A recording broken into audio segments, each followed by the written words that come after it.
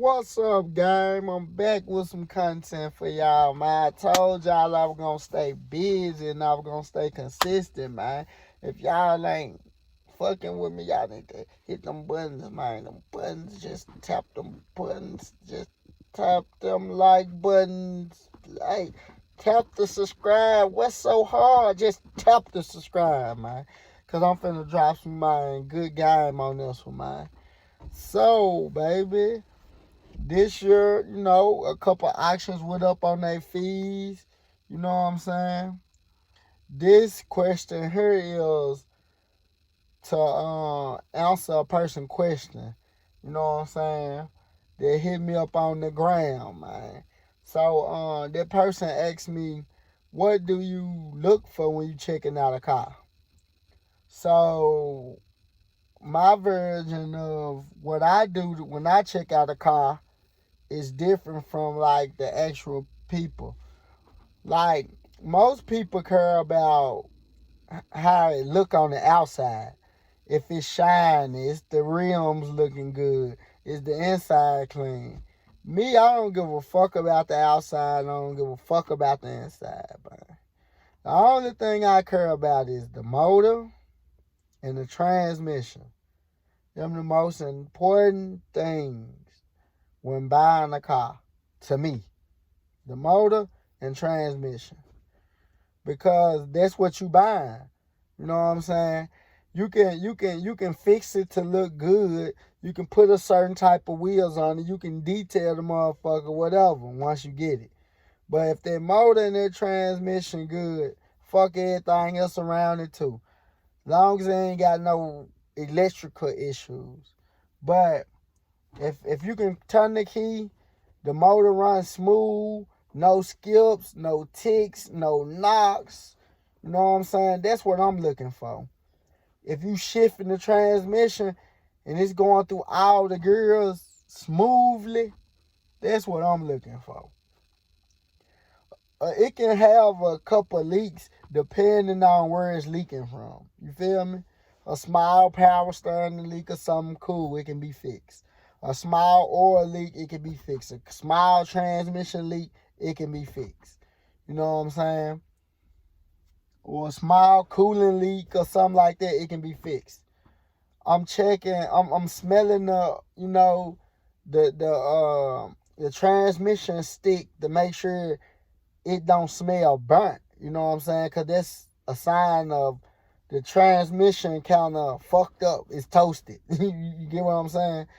I'm looking at the oil. You know what I'm saying? I'm checking if the oil milky. That means that's like an indicator of a blown head gasket. You know what I'm saying? And I'm checking if it's running hot. So when I test drive it, I'm gonna drive the shit out of it. You know what I'm saying? I want that bitch to like reach. I'm gonna try to hit 100 miles per hour in that motherfucker. You know what I'm saying?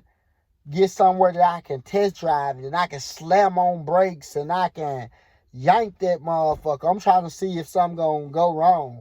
I want to drive it like I damn near stole it. You know what I'm saying? Drive it like a stolen car, baby. And then when I get back, I'm looking under there. I'm looking for smells of oil burning, transmission fluid burning. I'm looking for hoses that's swole like it's overheating. I'm looking for all that. You know what I'm saying? Because I don't really own the car yet, so like I can't take off the valve covers and see what's going on, or I can't do some things. You know what I'm saying? And like I'm paying attention to the mileage, but mileage really don't matter to me. You know what I'm saying? It can have 60,000 miles. It can have 200,000 miles. It really don't matter. You know what I'm saying? But that's what I'm looking at when I'm looking for a car. And I'm bringing the code reader and I'm looking through all the codes.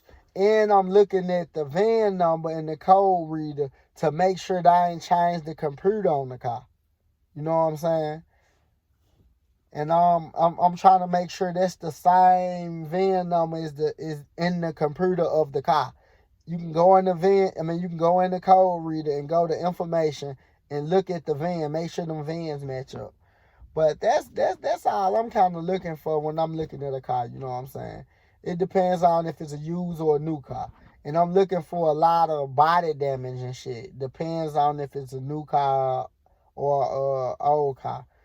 And, because you don't want to buy a car with the quarter pounder being replaced and it replaced wrong. The car go down the street sideways. It's supposed to be lined up straight. That bitch will go down the street like this. Like it's scooting down the street. You know what I'm saying?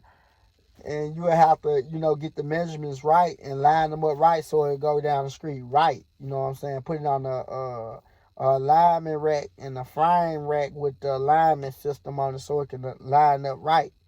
You know what I'm saying? That's if it's been hit on the side or in the back. It can knock something off. And sometimes when it go down the street sideways, it's just like not an axle, like a strut or lower arm control or something. It's bent. So you gotta go